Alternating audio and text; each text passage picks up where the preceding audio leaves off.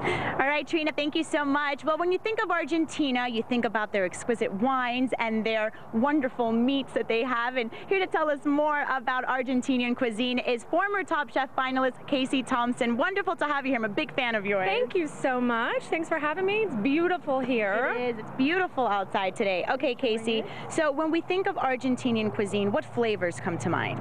Well, really, I think that the most important thing to know about Argentinian cooking is their simple style, which I think people might get confused. Like, I think Mexican flavors have a lot of different flavors and spices. It's a fiesta. It's a fiesta, but Argentina is really simple, and I'm going to show you a couple things that they do in general. But it's simple. It's salt and pepper. It's not a big deal. All right. Well, you know what? Let's jump right in. I know we have a lot to get to. First, I'm going to pour wine because I think that's where every party should start. I agree. And okay, I'm going to hand this to you. This is Terrazas Reserva Malbec, which is a grape varietal that does very, very well in Argentina. It really benefits from being high in the Andes Mountains. This particular grape, 3,500 feet up in the air. So this is where the vineyards are, and the terrazas means terraces, so it grows in the terraces of the Andes Mountains. And you're the brand ambassador for them, right? I am, and it's very exciting because I spent some time in Argentina, and I met with the winemaker and kind of different chefs in Argentina. It was such a great experience. Okay. So some of the things I want to teach you about are the points of Argentinian kind of cooking. The first thing is about their low and slow grilling, which we're going to get to. I've got a beautiful ribeye we're going to throw on the grill. I'll show you how I do it. The second thing that they do is they pair their delicious, grass-fed meats with sauces. Yes. So on the table, they'll have a sauce, and I'm going to show you a really simple chimichurri that's got a lot of fresh ingredients. Starts with olive oil. There's a little red wine vinegar. There is lemon juice and a little bit of lemon zest, which is a little different, but it's a bright flavor that really adds a lot. Okay.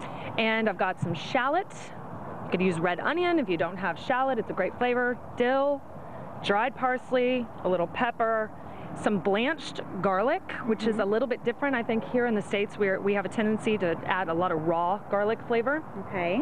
Salt, chili flake, little bit of dried parsley. So if you notice, we've got a lot of, we've got some fresh ingredients and some dry ingredients. Okay, a lot of ingredients, but like you said, simple. It's simple, and I think everyone has these things in their cabinets already. I mean, most everyone has a little dried parsley and some chili flakes. So kind of play with it, taste it, test it, see what's good for you.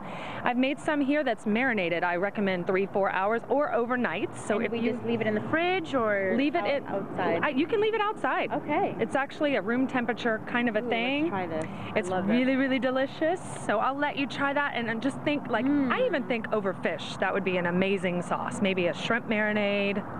Anyway, amazing. It's amazing. All right, let's move over to the grill. All right. Grab your wine. I'm going to bring it. Thanks. This is the party right here. Okay, so slow and low grilling. What I've done is set up a grill. It's got some really good, all natural kind of charcoal. I really don't recommend getting the match light, or sorry I said that. But and then I put some bricks over the coals to lift the grate up, because slow and low, indirect. So salt and pepper to nice big ribeye, and I'm going to go ahead and put it. Notice it's off the coals. I think here in America we're really we'll throw it on, we get a big char on it, a big sear, but that's not necessarily what we're looking for here. So once that's going, you kind of leave it alone. I think also we have a tendency to poke our stuff around the grill there, and that's really not what we want. We want to let it rest. So how long on each side would you say? I would say probably 5 minutes each side. I think that's a good number. Okay. Just put this right here. This is a done one. This is a done. Yeah, TV time. But I think, like, if you notice, it's not really charred. It's seared almost. And so the color is a little bit, it's just different than the grill marks that we're used to seeing here. And I just really think that the flavor, it makes all the difference in the world. But if you look, like, it's really perfectly cooked. Yeah, look at that. It's a soft medium rare with a nice crispy char on the outside. And honestly, a little bit of sauce. Ooh, yum. That's what we're talking about.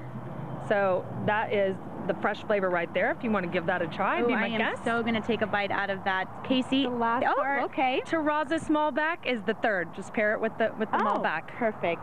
Well, thank you so much for being here. We're going to try this, but first we're going to tell you, because you guys can actually go check out Casey. She is going to be showing us all of her flavors of Argentina at the Boca Raton Publix. You can go ahead and head to Publix.com to find out exactly which location it is. She's going to be there on Saturday, and of course, you can learn more about her by visiting her Facebook page. It's facebook.com/Terrazas. All right, we're going to be right back after the break. We're going to do some wine here and some meat. Salud. Cheers. Yeah. All right. Oh, okay, here we are. We're hanging out with Casey Thompson. You can check her out tonight. She's going to be at the ABC Fine Wines in Fort Lauderdale tomorrow in Plantation for the public aprons, and then in Boca Raton on Saturday.